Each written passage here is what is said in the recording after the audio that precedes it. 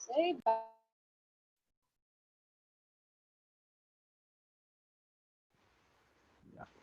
Yeah. Yeah, good morning, all of you. Today we are starting our Talent Next first class that is on Java fundamentals. Hope all of you have attended the addressing on 13th. Hope all of you know what are the contents that we are going to cover in this module and what are the procedure that we are going to follow while covering this Talent Next course. Okay. So let us start with this Java fundamentals. So let us see how this C, C++, and Java has been compared. Okay. So like this. Okay. The metrics we have given in this is programming paradigm, origin, developer, translator, platform dependency, code execution, approach, file generation, pre-processed directives, keywords, and pointers. Okay. So how these metrics are going to be differ in this C, C++, Java in different languages. Okay. As we are seeing here, C is a procedural language and object-oriented programming. So yeah, good morning, all. So C++ is object-oriented programming. Actually, it is partly procedure-oriented and partly object-oriented program. Why? Because the starting point in C++ also the main function. Okay, but we are going to create the classes and using the with the help of the classes, we are going to make use of the objects in the main function in order to operate our target operation. Whereas here Java can be treated as a pure object-oriented program. Okay, so C is procedural language, C++ is partly object-oriented, and Java is pure object-oriented. Okay, so the origin is for C it is assembly language, and C++ has been derived based on C language, and Java is derived from C and C++. Why? Because main function has been repeated in C++, okay, from C language. Again, the object-oriented paradigm has been adopted by Java. But the complete object-oriented paradigm has been carried in the Java. Here, in Java, we won't use any kind of procedure-oriented methods. Okay. So can we get this session with? Of course. So the developer for C is Dennis Ritchie, 1972, and C++ is Vizare Strastrop in 1979, and Java by James Gosling. Okay. So how the translator is going to play important role in the C, C++, and Java. So translator mainly works on compilers in C, C++, whereas in Java, it involves both compiler as well as interpreter. We'll know about this compiler and interpreter in further coming sessions. Okay. And the coming to the platform dependency, that means how extent the operating system is going to support the C and C++ in Java. Here, C and C++ are completely dependent on the given operating system, whereas Java can be executed on any operating system. In the sense, executed in the sense, it will have some files. Okay, apart from source files, the remaining files can also be executed on other operating systems. Okay, the code execution is direct here. Okay, the processors are going to involve in execution for C and C++, whereas for Java, the execution part has been adopted by JVM. It is called as a Java virtual machine. Okay, JVM means it is like a what do you call mediator for operating system as well as our Java source code. Okay, so our Java source code is not going to directly interact with the operating system. Okay, by means of Java virtual machine, it is going to interact with the operating system. Okay, so our approach here, as C is a pure procedure-oriented language, it follows the top-down approach, whereas C++ and Java, those languages involve object-oriented, either partly or completely. That's why they are following the bottom-up approach. Okay, and that means bottom-up in the sense it will initiate from the classes and objects what we are going to use in the C++ and Java. and C will directly take the help of the procedures. And file generation here in C, C++ will have .exe files, whereas Java will have a .class file. And this .class file will be given as an input for the interpreter, and interpreter will look after the execution for it. Next, header files are supported here using hash. We use hash include statements, right? Hash defined statements in C, C++. Whereas in Java, we use import statements. Coming to the keywords, C will support 32 keywords, whereas C++ supports 63 keywords, whereas Java is going to support only 50 defined keywords. Okay, in object-oriented programming language, this is very less. Okay, and the pointers are not supported in Java. Okay, due to some security issues, the Java JVM doesn't allow. JVM doesn't allow, as already here in the code execution we mentioned here. So the everything will be taken care by the JVM. So JVM doesn't give any direct impact with any kind of system resources. If I am saying that pointers means using pointers, you can directly access the memory. That means the memory locations you can access in C, C++. But because of JVM, it will restrict the program to not to affect any kind of system resources like a processor and memory. That's why pointers are not supported in Java.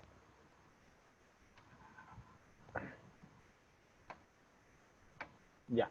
So the OOPS concepts, let us see the OOPS concept. These OOPS concepts are mainly designed for the objects. Okay, the object will something look like this. Okay, so the object mainly will have a identification. That means what kind of, what is that object? Is it a person, or is it an animal, or is it a bird, or is it any other object? Okay, so the first identification must be there, and then state. That means what are the parameters that a particular object is going to be defined. Okay, which parameters are going to define that object? For example, it has legs, or is it has hands, or it has how many faces, how many legs, how many hands, like that. Okay, and the behavior, that means what that object can do. Is it can fly, or is it can walk, or is it can run? All these are all different kinds of behaviors. Okay, so all these OOPS concepts are mainly designed by taking this object into consideration, and this object will have these three parameters. So let us see what are those OOPS concepts. So what is an object? Let us have a definition for this object. What is that object means? It is a real-time entity. That means in our real world, everything will be considered as an object. Okay, even persons, animals, living and non-living things, everything will be taken as an object. I hope we can identify this ID, state, and behavior for any object, right? If it is a non-living thing, the behavior means, for example, if you take the fan into the consideration, what is its behavior? Rotating. What are the parameters? Wings. How many wings? Three wings. All these are all parameters we can define for a fan. Okay, if you consider the fan is an object. So what is the example? All real-time objects will come under this object. Okay. Now, abstraction. What is abstraction? Abstraction means hiding essential features that best describes an object. Okay. Uh, for example, if you take a car, that means if you see the car, you can identify the car, right? But if you observe the car externally, what it has a mirror, it has very good cushions, steerings, and music player, all these things. But all these things are not enough to move the car, right? If you want to move the car, we have to use the petrol or any fuel. Okay, but the fuel is not visible, right? So without petrol, the car doesn't move, right? So here I will consider this petrol as an essential feature of the car. Why? Because without petrol, the car doesn't move. Similarly, if you take any person or a human being, okay, you can see eyes, you can see nose, you can see lips, you can see forehead, all these things you can see. But all these things are not meant for a human to live, right? The human should have a heart. The human should have a brain. Okay. So, but these parts will not be visible, but these are very essential for a human body, right? So that kind of features will comes under abstraction. Similarly, encapsulation. Encapsulation is nothing but hiding the process, okay, maintaining the security for the operation. For example, if you take a Xerox machine, right? What the Xerox machine will do? It will take the original document and it will take a Xerox. It will give a Xerox copy of it, but we don't know what is actually happening inside, right? You will put the original document and you will get the Xerox copy, but it doesn't. You cannot identify what originally happening inside the machine. So what the Xerox machine is doing is it is hiding its process or it is hiding its operation. Okay, so that is what we'll call it as a encapsulation. Now, inheritance. What is this inheritance? Inheritance is acquiring the properties of one class by another class or one object by another object, like that. Okay, for example, if you take parent-child relationship, so the child can acquire some properties from its parent or from his grandparent, like that. But acquiring the properties from the parent, okay, the child will also will have his own unique properties. Okay, for example, child may have 10 properties. Out of 10, at least 2 to 3 properties may be inherited by his parent or its grandparent or any other ancestor. Okay, that process we'll call it as a inheritance. Next, polymorphism. What is this polymorphism? This is the same name with different behaviors. Okay, that means, for example, if you take operator overloading and method overloading, what is the operator overloading here? For example, if you take plus symbol, okay, the plus symbol can be act as a binary operator as well as unary operator, right? If you want to perform addition of two numbers, okay, what we'll use the plus as a binary operator. Okay, plus will follow two operands. Similarly, if you want to use the plus as an increment, post increment or pre increment, it is also possible. So the same sign is going to exhibit two properties, right? So that will comes under operator overloading. Method overloading means the method will have the same name, but later it will have a different arguments. Okay, we will discuss that in the previous later coming sessions. Okay, if you want to understand clearly, the student may have any kind of behaviors, right? The student will look like him or her, but his behavior will be one type in a class. His behavior may be one type in canteen. His behavior can be one type in at home, at theater, at ground, like that. Okay, the person will have, but the person will same, but he will change his or her behavior according to the surroundings. That is also one kind of polymorphism. So let us see Java features. Okay, somebody are asking the questions. Yeah, difference between abstraction and encapsulation means abstraction is hiding the data, where encapsulation is hiding process. Okay, hiding the operations. Okay, what you should not, you won't know what is happening inside actually, but you'll get the output. How you got the output? No answer. Okay, so you are hiding the process or hiding the operation, that comes under encapsulation. Abstraction means hiding just data, that's it. Okay, Java features, let us see the Java features one by one. The first feature is object oriented, as I already discussed in the OOPS concept. Okay, Java follows purely object oriented process. Okay, the second feature is it is very simple to learn and simple to understand. Okay, as Java is going to work with objects, which object is going to play which kind of role, you can easily understand in the program. Okay, it is very simple to learn and simple to understand. It is very secure. Okay, secure means the secure this thing, I can say that the Java is treated as secure because of abstraction, encapsulation properties, as well as it doesn't support pointers. Okay, so these three parameters, I can say that Java is secure. Okay,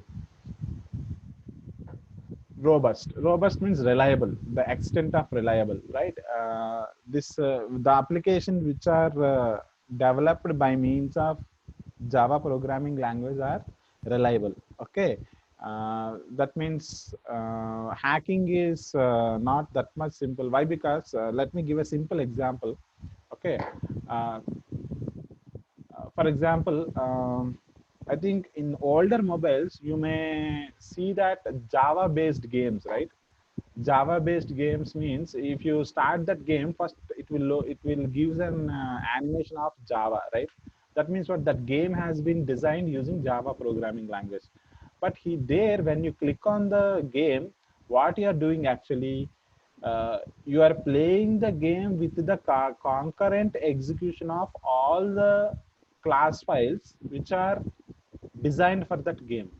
Okay, and we cannot crack the class files. Okay, why? Because the game will contains only class files that which are executable.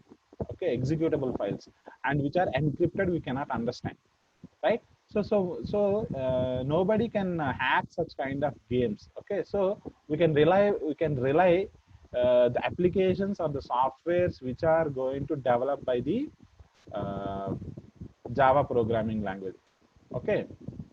Similarly, web pages, what we have deployed in the server, and if you are going to see in the client, okay, in the client, you cannot change the source code of the server. So like that, you can understand the reliability of the Java programming language.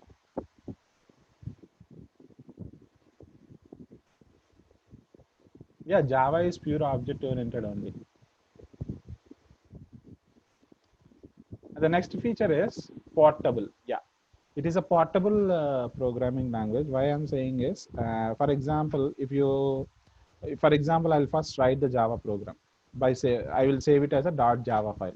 Okay. Later, what I will do, I'll compile the code. Then what it will give? It will give a .class file. So there is no guarantee that you should execute the .class file in the same system. Okay, there is no such rule. Okay, for example, I will write program in my laptop. Okay, and I'll generate the .class file in my laptop, and I'll execute the .class file in another laptop. Possibility is there. For that, you no need to carry the source code to other laptop. You can simply take the .class file and you can execute the .class file in another laptop. That's why it is portable programming language. Okay, and irrespective of operating system also. Okay, for example, you have generated .class file in Windows, and you can execute the .class file in Linux or any other operating system. That is also possible. This is very important feature, which is a platform independent. Java program execution doesn't depend on any particular operating system. Why? Because for every on any operating system, the programs can be executed. So which feature is going to uh, make this Java as platform independent? That is what we'll call it as a JVM. Okay, Java Virtual Machine, which is there in the Java runtime environment, JRE. Okay, this JRE is very important parameter that makes your Java as platform independent. As I just told you, there is no such rule that you have to execute the code where you have written that code. Okay, you can execute the code in some other operating system. You can take that another operating system, but it is not possible with the C and C++. Why? Because the codes will be different. The codes in object file or .exe file, the codes are different, and the way of executions are different. Okay, different operating systems will follow different codes for C and C++, but for .class file, which has been generated by Java, is unique in all operating systems. That's why the execution is purely platform independent for Java. Okay, and this is architecture neutral. Architecture neutral in the sense, for example, if you design any, if you have a Java programming language and you have installed JDK or JRE in your system, and the related IDE is also installed. Okay, that means, for example, if I am working with Eclipse or NetBeans IDEs, okay, uh, this Java program can be easily sync with that kind of IDEs. I think all of you know Eclipse and NetBeans. These are the IDEs that will execute with the help of Java programming language only, right? So, when you want to work with these IDEs, we have to set Java runtime environment. Okay, so that is possible. Okay, but before, if you want to work with any kind of IDEs, first you have to install Java in your system. Okay, then it will give compatibility to the IDEs what you are going to use in the future. And it is a multi-threaded programming language, that is concurrent execution concept will be there here. Okay, the Java program will be divided into subparts, and these subparts are going to execute concurrently, and it will schedule the CPU according to that, and it will complete the operation. Okay, so that is possible with Java, and it is an interpreted. Okay, Java is both compiled and interpreted. Okay, compiled in the sense, compilation means what? It will takes what the whole source code and it will compiles. Okay, and it will check for the errors, whether errors are going to exist or not. Okay, when it is at the stage of compilation, it will take the code as a whole unit. Okay, interpretation is the job of JVM. It is not the job of compiler. Okay, interpreter and compilers are different. Compiler is the primary check whether your program is error free or not, or your program is as per the syntax or not. That will be checked by considering the whole program as a single unit. After that, when it is successfully compiled, or your program doesn't have any kind of errors, then what it will do is it will generate a dot class file, and this dot class file will be the input for your interpreter, and this interpreter will execute this dot class file line by line. Okay, that's why this Java is both compiled and interpreted, and it will gives the facilities of doing networking also. We can write network related programs using Java. Socket programming, all these things are possible, right? And this is distributed in the sense we can design web applications also, right?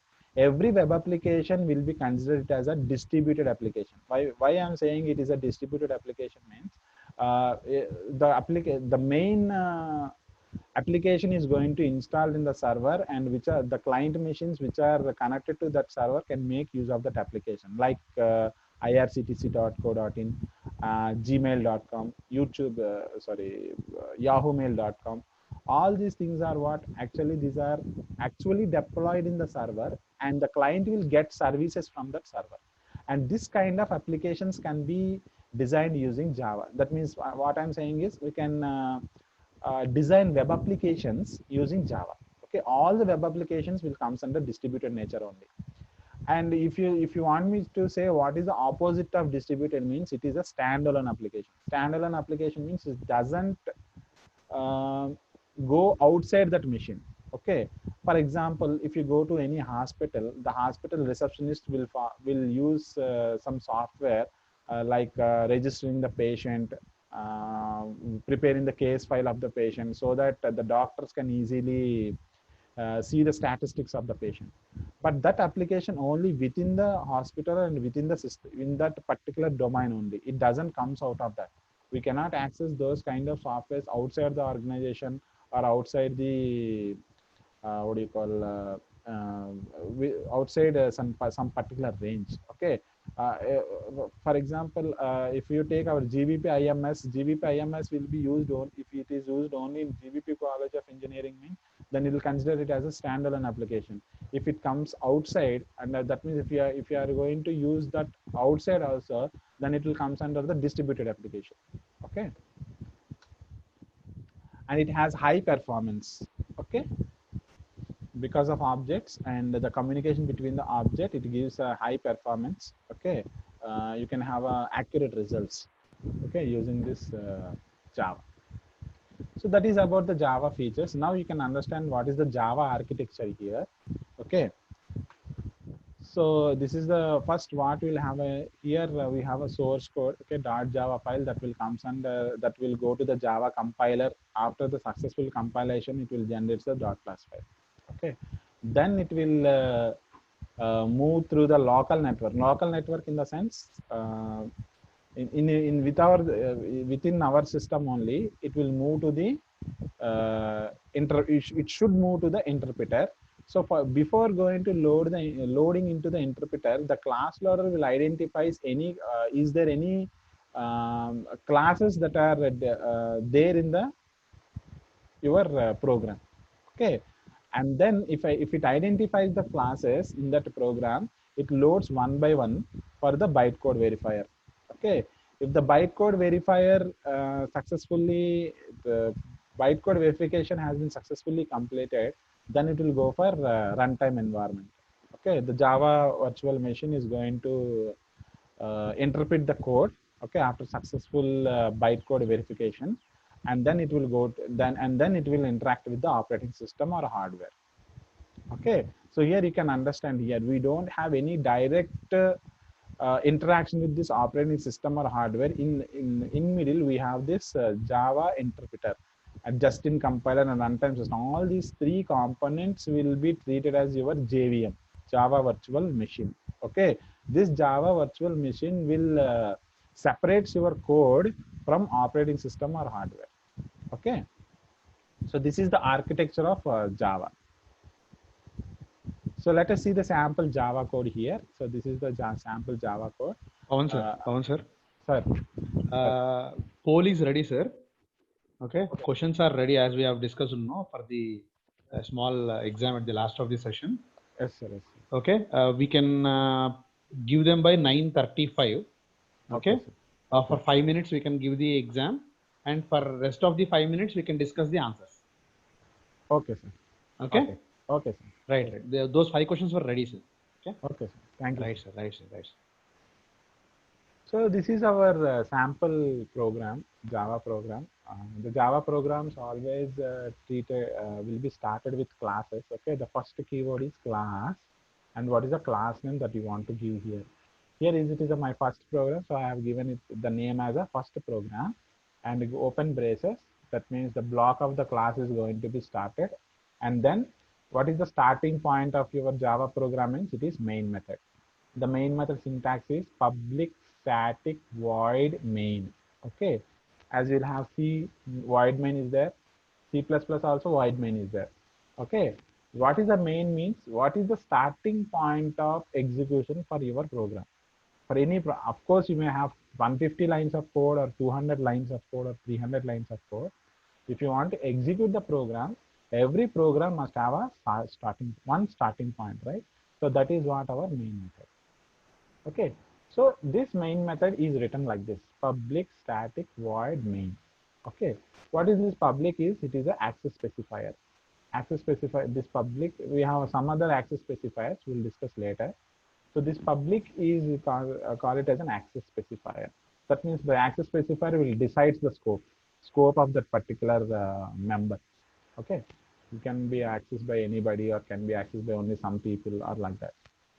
Static means it will be before you are going to execute the program. Okay, the static members are readily available in the memory. If you want to execute this main method first, this should be readily available in the memory, right? To make that, the static keyword has been used. Okay, in future also we talk about the static keyword. Generally the static member, when you mention a particular member as a static, before execution of the code itself, that member is readily available in the memory. Okay, the void is treated as a return type. Okay, it is a return type. Main method doesn't return anything. Everything will be finalized inside the main method itself, and main is the name. It is a default name which has been given by Java by default. And the string args are treated as the command line arguments. Okay, these are what we'll call it as a command line arguments. What are the inputs that you want to pass at the time of execution of the code? And this will also discuss later in the sessions. And the system.out.println, if you want to print any messages or sample messages on your screen, then we use this system.out.println, and this system.out is a class and println is a method. Okay, if anything want to deliver to the hardware means we use system.out, and if you want to get from the hardware means you use system.in. Okay, so I want to deliver the message called hello world to my hardware. That's why I'm using system.out using the method called println. Okay, so this is the first message I'm going to print on my screen. So these are the commands that you have to follow if you want to execute the code.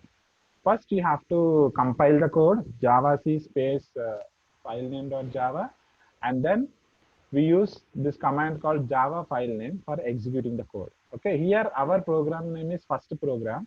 So javac space first program.java and then java space first program.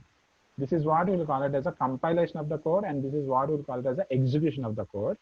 If your compilation is successful, we won't get any kind of errors after this command.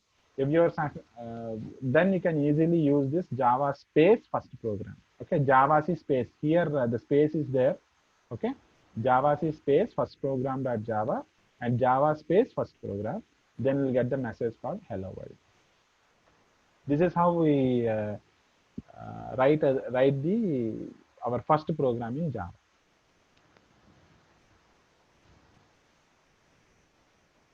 And these are the data types we are going to use in Java. Okay, the data types mainly divided into two types. One is primitive, another one is the non-primitive ones. In the primitive, it is further divided as non-numeric and numeric. Okay, and this under this non-numeric, what we'll have is character and Boolean types. Okay, character and the Boolean types. And for numeric, it has integer as well as floating point values. It integer, it has byte, short, long, int, and under floating, it has a float and double.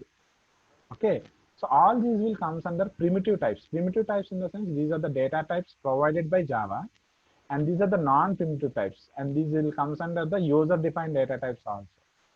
Okay, in user-defined data types, you can simply consider it as strings, arrays, and user-defined classes.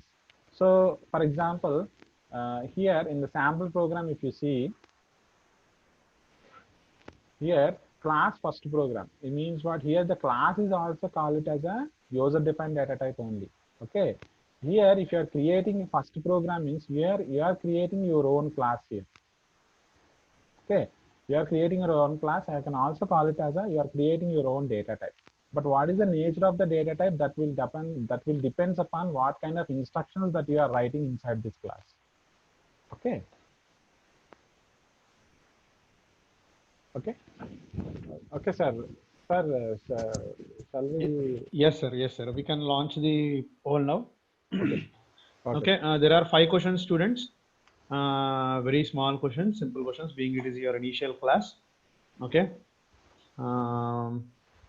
We'll be giving you 3 minutes. Okay. Very simple questions.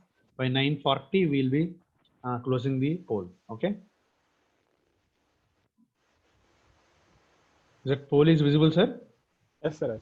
Yes. Yes, sir. Please answer them. Last 5th question will have multiple answers. Okay. Multiple answers that you need to answer.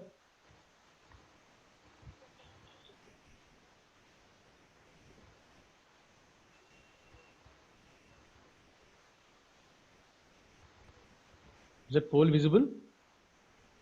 Yes, sir. For me, it is visible. Yeah. Okay, fine. Students are starting answering. Okay.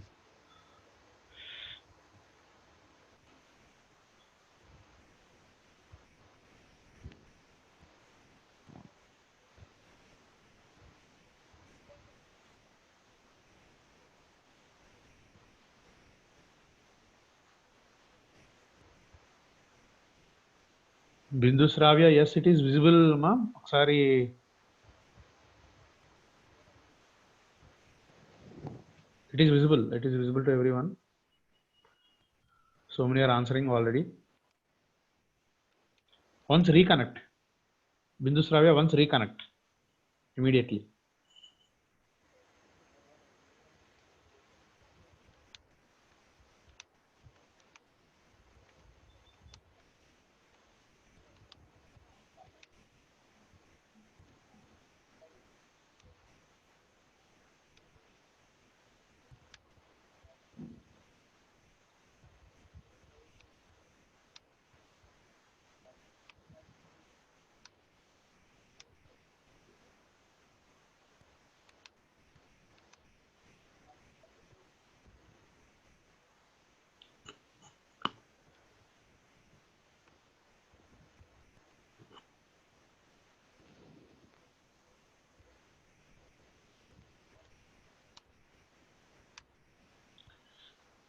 Only 50 responded. Last 1 minute.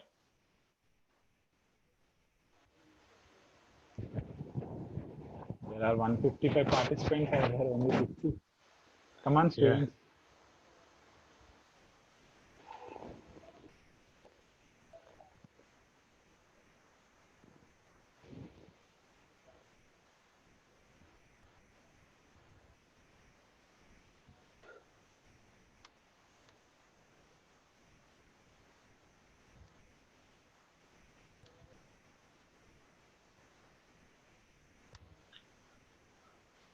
Last 20 seconds.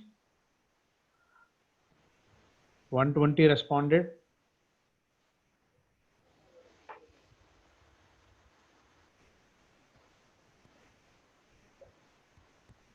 Sir. Yes, sir. Arun sir. So giving 10 more seconds.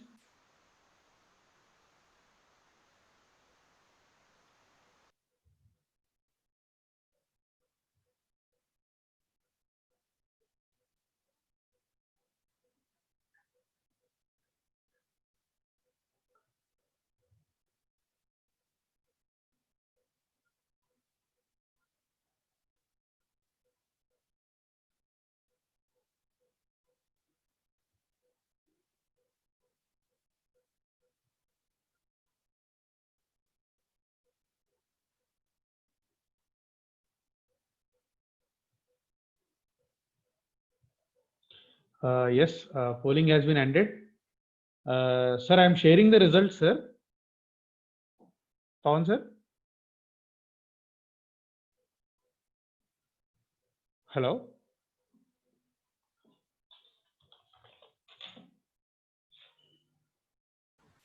Pawan, sir. Yes, yes, sir. Yes, sir. I am sharing the results. You can discuss the answers. Okay. Please, sir. Please. Is that visible, sir? Yes, sir. You can scroll them down. So the percentage of students, how many students have answered the number of questions like this. Okay. Can discuss the answers also. Okay. Go question wise, sir.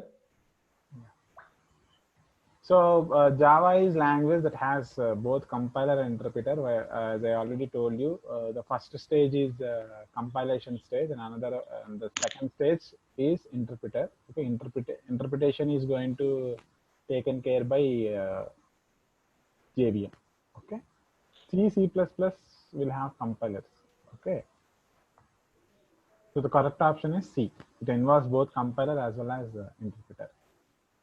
Which of the following are hidden essential features for a human body? So if you observe any person, you can see his eyes or his ears, any other limbs you can see, but heart will not be visible, right? But heart is very essential body part. Am I right? Without heart, a human cannot live. Without brain, the persons may live, but without heart, the person can't live, right? So the heart is the essential feature of the human body, which will not be visible outside. And which of the following will comes under non-primitive data types? Just now we have seen, okay, character, boolean, and double. These are all default data types only that will given by any programming language. But the class comes under the user-defined data type, okay, or non-primitive data type. Okay. And when a Java program compile, it creates what kind of file? It creates a .class file. .obj file will be created by C language after compilation. After execution, it creates .exe file. But these two are not there in the Java. Okay, it creates .class file only.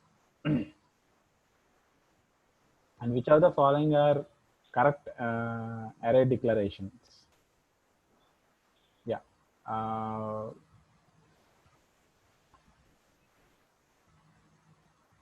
Here, the correct array declaration is sir,